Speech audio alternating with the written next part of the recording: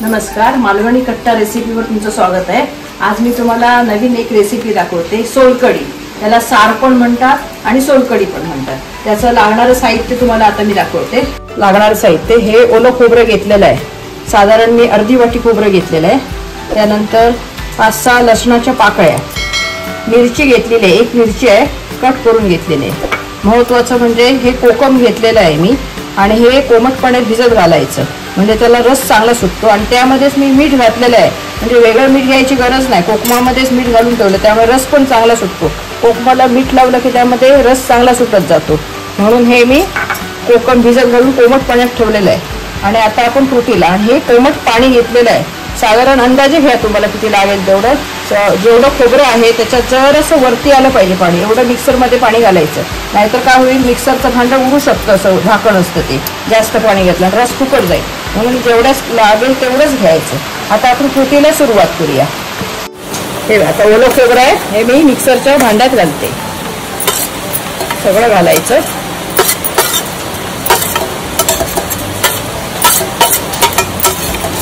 त्यामध्येच ह्या लसणाच्या पाकळ्या पण घालते, मिक्सरमध्येच घालायचे सगळं लसूण। आणि ही ओली मिरची आहे ती पण त्यामध्ये घालते। समजा तुम्हाला सोलकढी प्यायची असेल तर ओली मिरचीचं प्रमाण कमी करा, नाहीतर ठसका लागेल। आवडत नसेल तर नाही घातली तरी चालेल, लसूण घातलं तरी चालतं।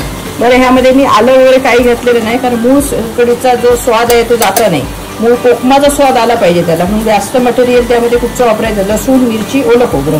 आणि आता ह्यामध्ये हे मी पाणी ओतते, कोमट पाणी घ्या म्हणजे नारळात रस चांगला सुटतो। बस, आता आपण मिक्सर लावूया।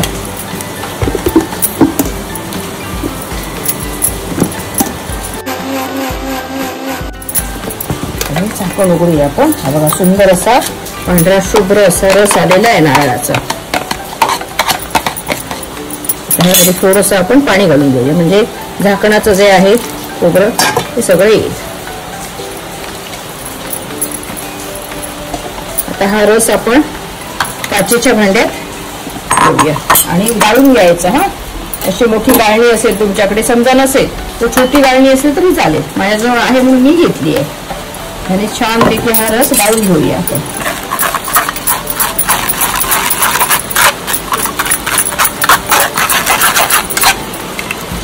असं दाबायचं चमच्याने म्हणजे सगळा रस येतो। रस सगळा जाड रस आलेला आहे हा पूर्ण। असं नेहमी सोलकढी करताना काचेचं भांडं घ्या, किंवा नसेल काचेचं भांडं तर चिनी मातीचं भांडं घ्यायचं। सोलकढी कुठच्या धातूच्या भांड्यात करू नका, आरोग्याला वाईट असते। आता हा परत एकदा आपण मिक्सर फिरवूया। त्यामध्ये थोडं परत पाणी घालते, 2दाच फक्त रस काढायचा, 3ऱ्या वेळा जर तुम्ही रस काढायला गेला तर तो एकदम पाण्यासारखं होणार, त्यामुळे फक्त 2दाच खोबरं घ्यायचं परतून, त्यामुळे मिक्सरला लावून। हे बघा, आता मी परत एकदा लावते। आता हा जो दुसरा रस येतो थोडा पातळ येतो, पहिला जो आला रस तो एकदम जाड आलाय। ह्याला नारळाचं दूध पण म्हणतात, आम्ही सिंधुदुर्गात याला नारळाचं रस म्हणतो। थोडंसं पाणी घालून घेऊया, फुकट जायला नको।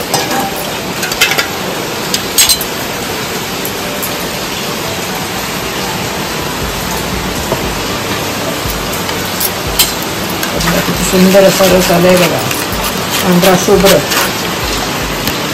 असं काढून घ्यायचं पूर्ण।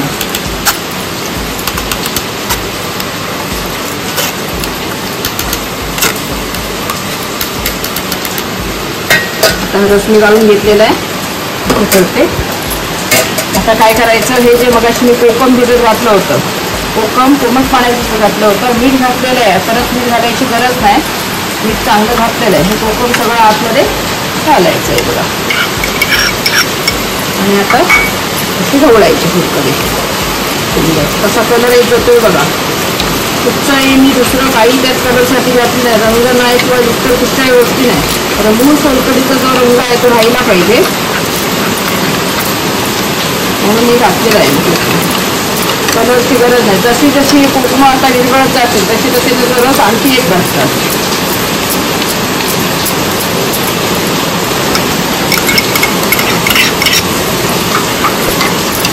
ह्याच्यात आपण काय करायचं आता, जे कोकमा आहे काढायची, थोडी अशी करायची, आणखी रस सुंदर येते.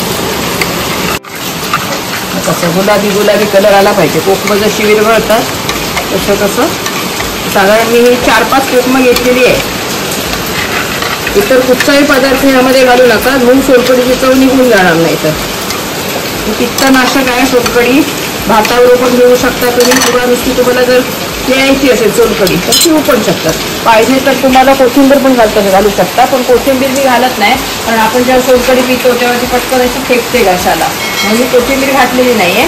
तुम्हाला जर पाहिजे असेल तर घालू शकता तुम्ही यामध्ये. आता माझी सोलकढी मस्तपैकी सुंदर झालेली आहे तयार, पिऊ शकता, भातावर घेऊ शकता. ही सोलकढी माझी झालेली आहे तयार, भाताबरोबर घेऊ शकता, प्यायला घेतो. तुम्हाला जर ही रेसिपी आवडली असेल तर सबस्क्राईब करा, लाईक करा.